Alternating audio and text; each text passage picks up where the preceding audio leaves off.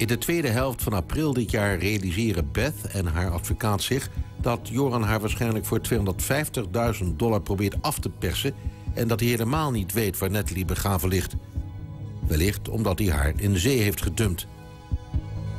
Ze neemt contact daarom op met de gouverneur van de staat Alabama en vanaf dat moment start de FBI een onderzoek naar de zaak.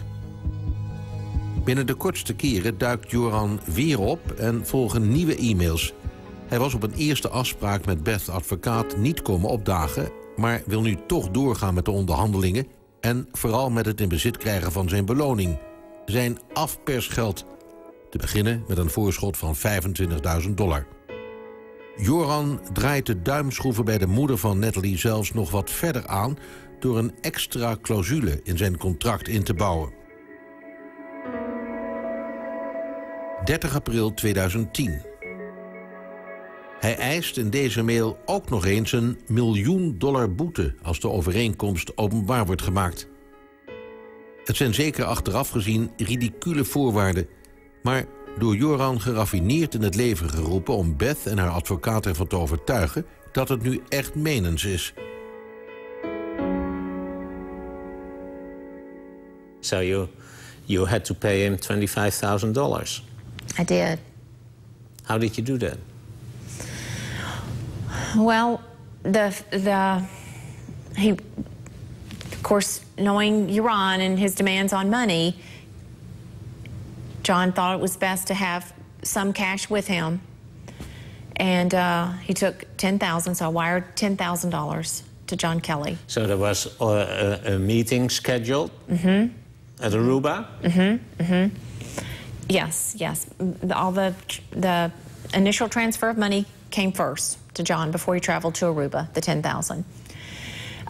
He and Iran had worked out the details through the emails of, you know, where they will meet. Of course, John wanted some reassurance. Marriott Hotel again? The Marriott again. But John wanted some reassurance that you're going to meet with me when I fly in there, because how he just blew him off last time, and we all know that Iran can just blow you off.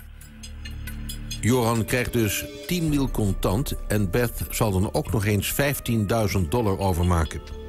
Als het lichaam dan wordt gevonden, volgt nog eens $225.000.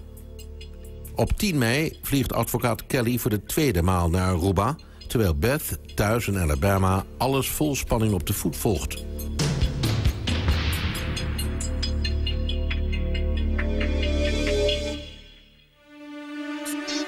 Deze keer is Kelly niet alleen. De FBI is er ook en zorgt dat alles wordt opgenomen. Joran en Kelly zullen elkaar eerst ontmoeten in de lobby van het Marriott Hotel.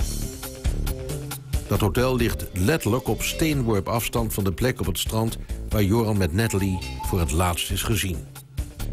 En deze keer komt hij wel opdagen. How did he behave when they met each other? Good and very engaging. Really? He's comfortable.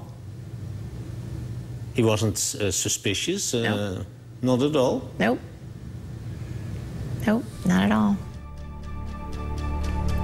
Joran en Kelly overleggen in de lobby en drinken er een colaatje en eten een reep chocolade.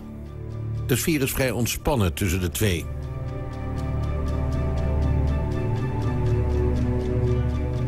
Later volgt dan de geldoverdracht. Dat zal gebeuren in een kamer in datzelfde Marriott Hotel. Alles wordt weer opgenomen door de FBI.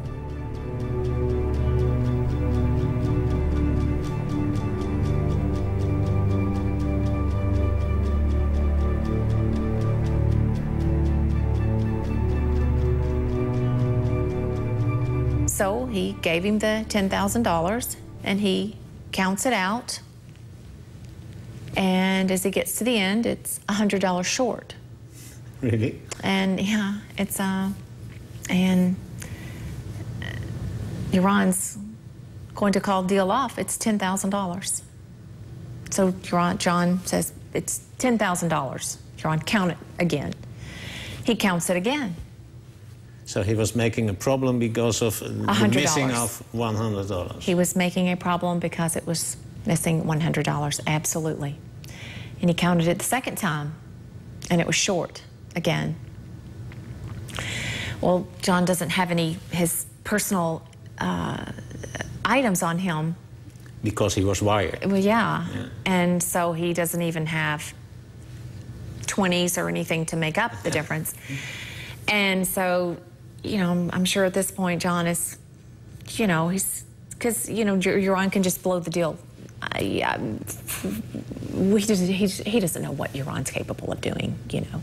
I mean, you know what he does, you know, when he thinks that you're there. And so he counts it a third time, and the $10,000 is there.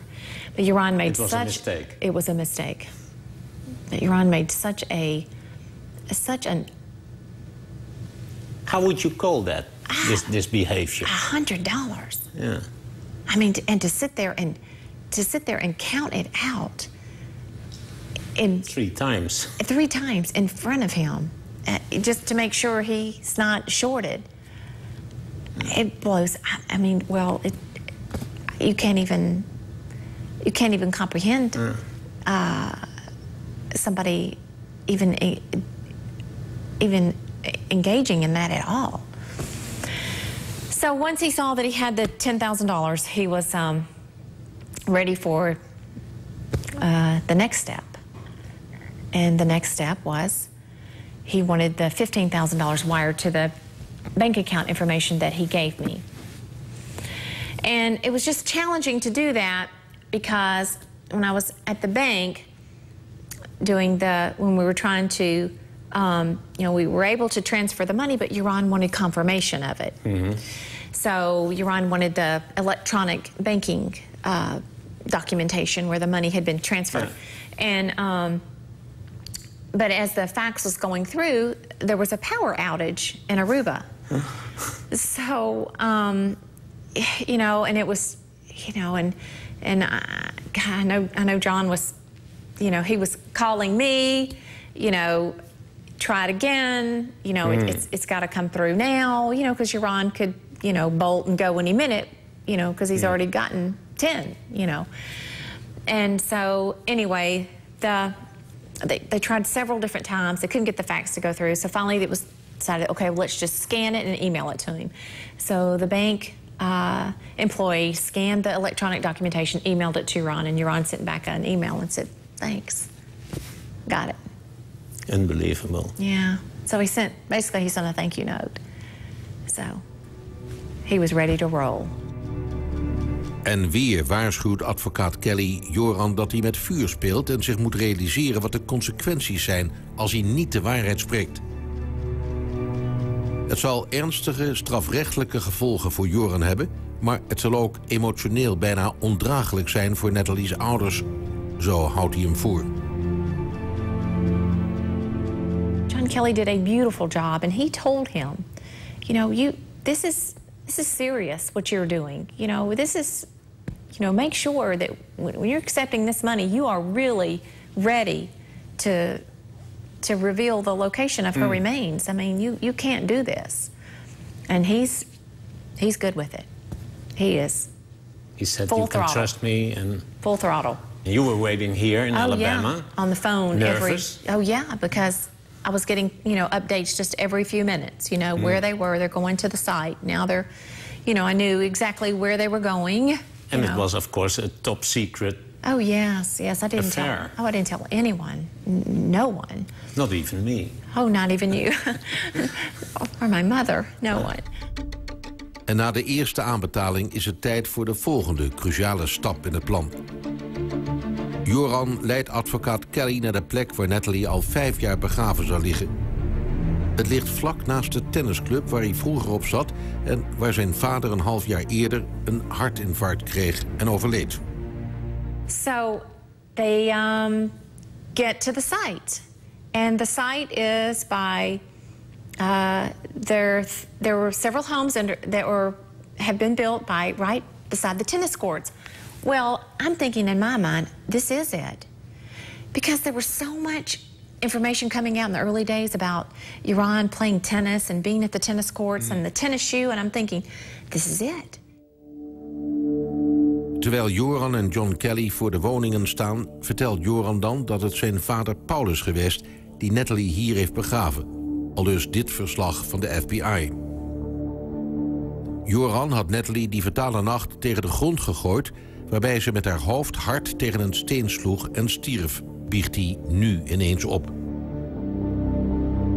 Hij zegt dat zijn vader daarop Natalee's lichaam eerst bij het strand heeft verstopt en haar pas een paar dagen later op deze plek heeft begraven. Hier blijkt eens te meer de totale harteloosheid van Joran.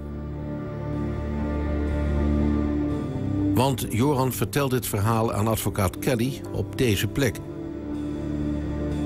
En dat is op het moment dat zijn rouwende moeder, hooguit een kilometer verderop in haar huis zit, in de veronderstelling dat haar zoon psychische hulp nodig heeft om het verlies van zijn vader te verwerken.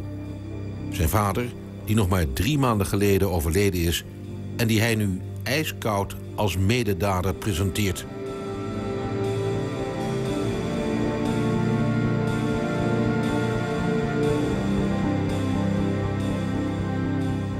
So Joran gets to the site, and as they were describing to me, some construction has taken place over the last 5 years. So he's a little bit confused. You know, he's getting there, and he's like, you know, I'm not sure if it's this house or if it's this house. Was this house wasn't here right now? And he's leading John through the houses and through the outside of the fences, and he's going, and this fence isn't here, and he's really sizing it all up and thinking, you know, going back and trying to retrace, you know, which one it is. So he's very into it. He was pretending he was doing his best. Sizing it up and really trying to, you know, decide, you know, I know this house wasn't here, but and then all of a sudden it's like it's this one. I know this is the house, you know, and he's looking around and this is it. This is it. And it was like several different to choose from, like 9, 10, and 11 or whatever. And but still, you know, was still thrown by this new construction. So, but pretty much it narrowed it down to, you know, okay, you dig here and you're going to find her remains. Het is een uiterst sluw uitgedokterd plan. Want door enerzijds een beetje te twijfelen en door anderzijds een plek aan te wijzen waar inmiddels gebouwd is, koopt Joran natuurlijk tijd. Het zal immers dagen in beslag nemen om te kunnen vaststellen onder welke van de fundamenten van deze huizen mogelijk wat begraven ligt. En die tijd benut Joran. De politie en de FBI stellen na enig onderzoek tamelijk eenvoudig vast dat het verhaal van Joran niet kan kloppen. Ten tijde van de verdwijning van Natalee lag deze grond nog braak en was er helemaal geen sprake van bouwwerkzaamheden. Het is dus een verzinsel. Maar Joran is dan al lang en breed van Aruba verdwenen met de $25.000 van Beth. Zij heeft geen idee waar hij heen is als in alle verwarring en verdriet opeens Joran een mailtje stuurt naar advocaat John Kelly. What did he write? That basically we're nice people, but we just shouldn't be so stupid. Really? Mm-hmm. Yeah. So he made everything up? Yeah. What was your reaction when you read that? Go get him. You could kill him? Go get him now. Get him now. Maar het is al te laat. Joran zit met de $25.000 van Natalee's moeder in de casino's van Lima, Peru. En geloof het of niet, de nog maar 22-jarige jongen die net dus op grove wijze een wanhopige moeder afperste en daarna het lef had een lange neus naar haar te maken, is binnen de kortste keren blut en probeert het gewoon nog een keer.